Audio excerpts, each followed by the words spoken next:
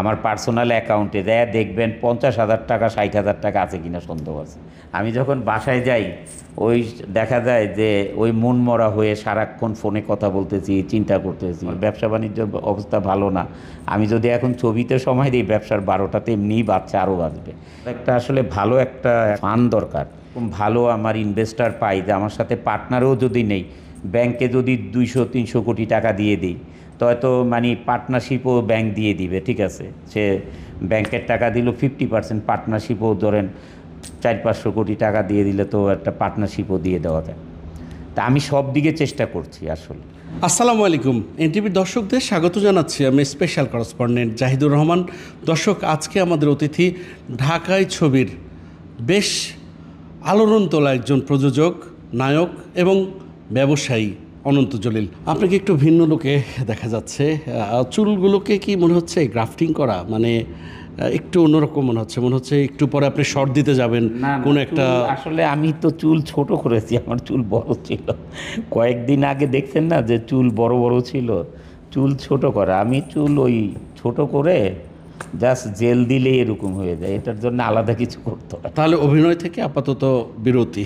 বিরতি, হ্যাঁ, কারণ আমার আগে ইন্ডাস্ট্রি ঠিক করতে হবে। কারণ আমি আসলে আবারও বলি, আমার সিনেমাটা হচ্ছে হবি, কিন্তু বিজনেসটা হচ্ছে মোস্ট ইম্পর্ট্যান্ট পার্ট আমার লাইফের।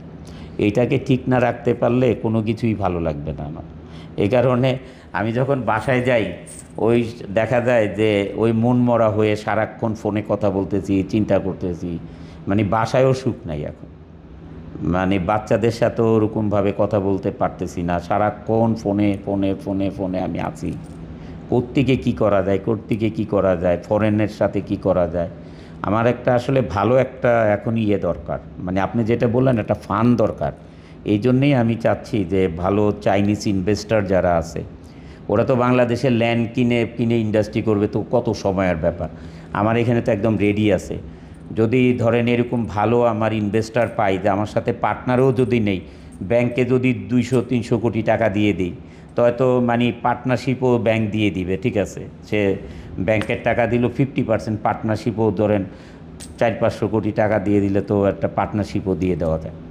তা আমি সব দিকে চেষ্টা করছি আসলে। বর্ষা আপনার প্রিয়তমা স্ত্রী, তার ফ্যাক্টরিটাও তো বন্ধ।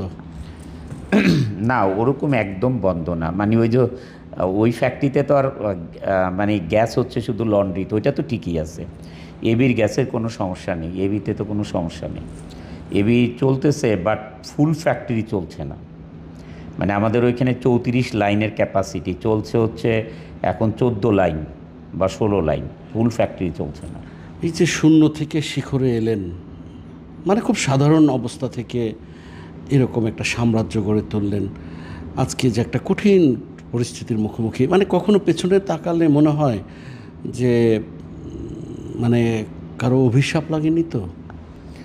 না, ওরকম না। অভিশাপ তো মানুষ তার লাগে যে নাকি মানে অন্যকে না দিয়ে নিজে ভোগ করার চেষ্টা করে। আর আমার লাইফে তো আপনার টেলিভিশনে ইন্টারভিউ আছে, 10-20 হাজার টাকাও তো আমার লাইফে আমি নিজে সেভিংস করি নাই নিজের জন্যে, কোনো দিন আসলেও করি নাই।